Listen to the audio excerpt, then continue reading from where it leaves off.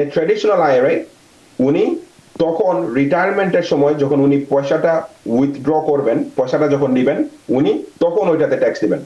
রথ আইআরএ আপনি আইআরএস কে বলতেছেন যে আমি আজকে $5,000 রিটায়ারমেন্ট অ্যাকাউন্টে ঢুকাবো, কিন্তু ওইটার জন্য আমি কোনো ট্যাক্স ব্রেক নিব না। 165,000, তার মানে $65,000 যে প্রফিট আছে ওইটাতে ওনার কোনো ট্যাক্স দেওয়া লাগবে না, উইচ ইজ ভেরি গুড। আপনার রাইট নাও যদি ট্যাক্স রেট লো থাকে, রাইট, তার মানে আপনি যদি মনে করেন রাইট নাও আপনার income com, tax rate com, you do a Roth IRA without any hesitation. আমাদের মধ্যে অনেকেই আছেন যারা ট্র্যাডিশনাল আইআরএ এবং রথ আইআরএর মধ্যে পার্থক্যটি নিয়ে বিভ্রান্ত হন। সহজভাবে বললে এই দুটির মধ্যে মূল পার্থক্য কি এবং একজন মানুষ কিভাবে সিদ্ধান্ত নেবেন কোনটি তার জন্য বিশেষ উপযোগী? ওকে, ট্র্যাডিশনাল আইআরএ এইটার জন্য আপনি ট্যাক্স ডিডাকশন নিচ্ছেন, রাইট? তার মানে আপনি আইআরএস কে বলতেছেন আমি 7,000 অথবা $5,000 কন্ট্রিবিউশন করব এবং ওই $5,000 আমি কোনো ট্যাক্স এখন দিব না। ওকে, এখন লেটস সে একজন মানুষ সারা in his whole lifetime উনি $100,000 পর্যন্ত কন্ট্রিবিউশন করছেন এবং দেখা গেছে যে at the end of his retirement উনার টোটাল ভ্যালিউ 165,000, রাইট? তার মানে উনার 100,000 পর্যন্ত ঢুকাইছিলেন, with growth he now has 165,000, right? In a traditional IRA উনি তখন রিটায়ারমেন্টের সময় যখন উনি পয়সাটা উইথড্র করবেন, পয়সাটা যখন দিবেন, উনি তখন ওইটাতে ট্যাক্স দিবেন। যেহেতু এখন ট্যাক্স দিচ্ছেন না, উনি তখন ট্যাক্স দিবেন। তার মানে আপনি তখন ট্যাক্স দিচ্ছেন যে পয়সাটা আপনি বর্তমানে ঢুকাইছেন এবং যে পয়সাটা আপনার গ্রোথ হয়েছে। ওকে, সো দ্যাটস ট্র্যাডিশনাল আইআরএ। রথ আইআরএ আপনি আইআরএস কে বলতেছেন যে আমি আজকে $5,000 রিটায়ারমেন্ট অ্যাকাউন্টে ঢুকাবো, কিন্তু ওইটার জন্য আমি কোনো ট্যাক্স ব্রেক নিব না।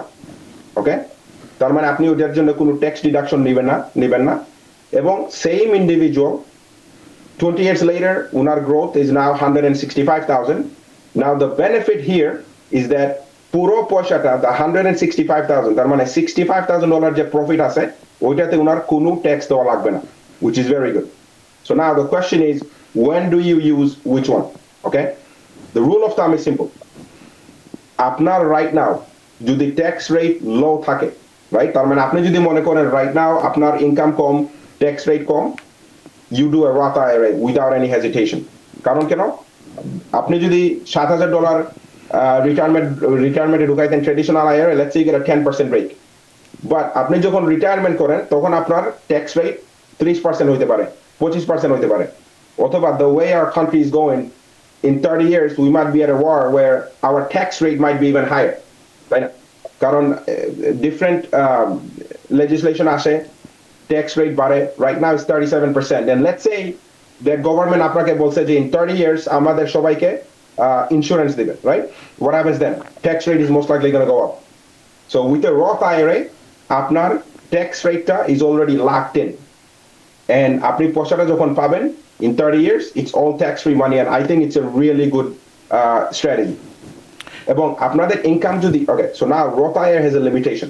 আপনার ইনকাম যদি 150,000 এর উপরে হয়, আপনারা যদি মেরিট থাকেন, there is a phase out, you cannot do Roth IRA contribution. তখন আপনি backdoor Roth IRA করতে পারেন. It's basically just a loophole. Basically all it does is put money into traditional IRA, move it over to Roth. To keep it simple, Roth IRA, backdoor Roth IRA is still eligible for you. এবং আপনার income tax rate high থাকলেও still okay, because you are locked in on the rate, because আপনার rate of return কিন্তু অনেক high হতে পারে on a Roth IRA, or even if the economy goes very well. So this is something that I think everybody should keep in mind and look into it, especially if you guys are young right now. Do a Roth IRA. Yeah. Absolutely. Okay, এই ব্যাপারে কয়েকটি প্রশ্ন আছে, আমি একটু পরে করবো আপনাকে। আরেকটি প্রশ্ন আমি আপনার কাছে করি, সেটি হচ্ছে এরকম: যদি কেউ ইতিমধ্যেই ট্যাক্স ফাইল করে ফেলেছেন, tax filing is done for this person, কিন্তু আইআরএতে এখনো কোনো কন্ট্রিবিউশন করেননি ধরে নিই আমরা, তাহলে কি এখনো তার সুযোগ আছে যাতে সেই কন্ট্রিবিউশন আগের ট্যাক্স বছরের সাথে উনি করতে পারেন বা গণনা করা যায়?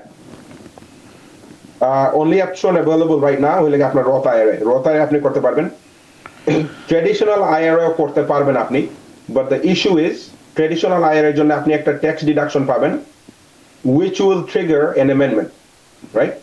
সো আপনি অ্যামেন্ডমেন্ট না করলেও হবে, বাট বিকজ আপনি ট্যাক্স ব্রেক পাবেন, it make sense to do the amendment. But the rule of thumb in all of this, the way you do this is, আপনি যখন ট্যাক্স ফাইল করতেছেন, আপনার অ্যাকাউন্টেন্টের কাছে গেলেন এবং আপনার অ্যাকাউন্টেন্ট বলল যে আপনি $5,000 ট্রেডিশনাল অ্যাকাউন্টে ঢুকান। উনি ওইটা ট্যাক্স ডিডাকশন অলরেডি আপনার জন্য নিয়ে নিবে এবং বাই April 15 আপনি কন্ট্রিবিউশনটা করে ফেলবেন। ঠিক আছে, তার মানে আপনি ট্যাক্স ফাইল আজকে করে ফেলছেন, অসুবিধা নাই, but you contribute the money by April 15। Same thing with SEP IRA as well, মানে self employed pension plan, same thing আপনারা যারা সেলফ এমপ্লয়েড ইন্ডিভিজুয়াল, আপনাদের জন্য same option available until April 15।